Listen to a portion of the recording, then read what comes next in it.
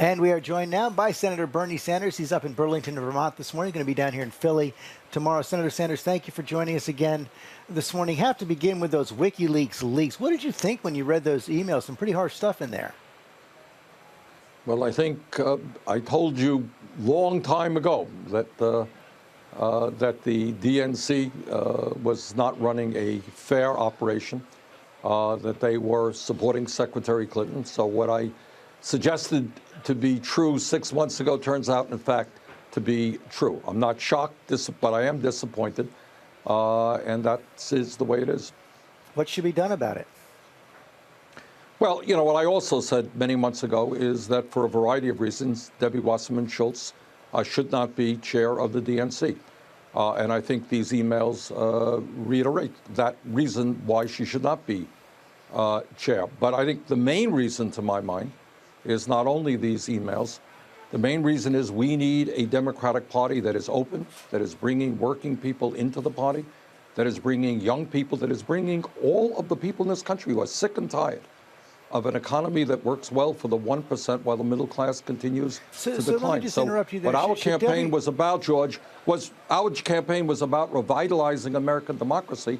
I want to see that incorporated into the Democratic Party, and I don't believe that Debbie Wasserman Schultz is the person to be able to do that. So should she step aside as honorary chair of the convention right now, and should she be denied a primetime speaking slot? I think she should resign, period. And I think we need a new chair who is going to lead us in a very different direction. That is taking on the billionaire class and fighting for an agenda that works for working families. You know, Jill Stein, the Green Party candidate, has put out a tweet. She says, if Bernie Sanders repudiates the Democratic Party that betrayed him, I'd welcome him to the Green Party U.S. to continue the revolution. Any chance of that? And what do you say to some of your supporters who are now tempted to go join the Green Party? This is what I say.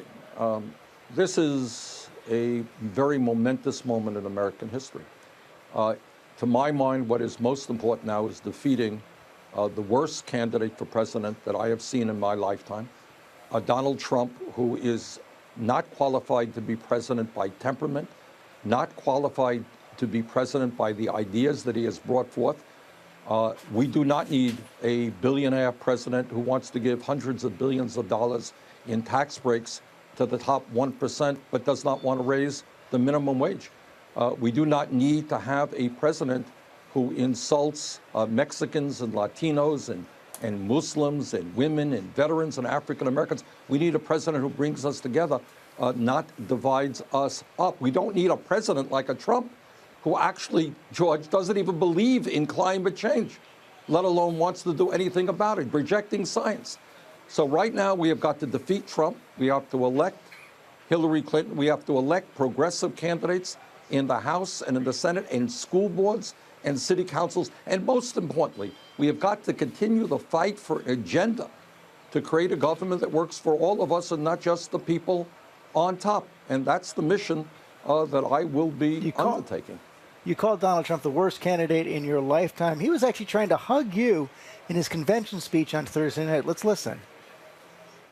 I have seen firsthand how the system is rigged against our citizens, just like it was rigged against Bernie Sanders. He never had a chance. Her bad instincts and her bad judgment, something pointed out by Bernie Sanders, are what caused so many of the disasters unfolding today. Clearly trying to appeal to some of your supporters right there and to try to appeal to you as well. We heard what you think about him. But is there any chance you think some of his supporters will be some of your supporters will be attracted to him? Right. And given what he said and given how he's using you, do you regret any of your criticisms of Hillary Clinton? No. Look, we got 13 million votes, so I can't speak for what any one of 13 million people are going to do. But I think the vast majority of our supporters understand that in Donald Trump, and I say this not happily, you have somebody who lies all of the time, somebody who wins his campaign just by vicious attacks against his opponents, somebody who has not brought forth any kind of serious agenda to deal with, in fact, the very serious problems facing the middle class and the working class of this country. Now, why would my supporters be supporting somebody who doesn't even want to raise the federal minimum wage of $7.25 an hour, a starvation wage? Doesn't want to do that. Why would anybody who supports me support a candidate like Trump who wants to throw millions and millions of people off of health insurance? We need to guarantee health care to all people as a right, not throw millions of people off health insurance as Trump wants to do. So I think, I can't speak for 13 million people, but I think most of my supporters understand Trump has got to be defeated. We need to elect as many progressives as possible, and we need to continue the fight to create an agenda which works for working families and not just for wealthy campaign contributors. Finally, we are going to hear from you tomorrow night. How are you going to make the case for the revolution, that revolution you've been a part of, that revolution you've called for, to continue? Well, the case to be made is that we have got to get people involved, continue to get people involved in the political process at every level, George. And that means not just for the U.S. Senate, but it also means for school board and city council. We need to revitalize American democracy. We need to have people at all over this country having the courage to take on big money and demand a set of policies that work for all of us and not just for the few. And that means Medicare for all. It means breaking up the large banks on Wall Street. It means creating millions of jobs by rebuilding our crumbling infrastructure. One of the issues I'm really happy about is that recently Secretary Clinton and I worked out an agreement on higher education, making public colleges and universities tuition-free for every family in America earning less than $125,000. Didn't go as far as I wanted. That's 83% of the population of this country. Clinton and I came to an agreement on expanding health insurance. And by making, and her proposal will allow people to opt in to Medicare, and public options will be available all over this country, providing less expensive health care.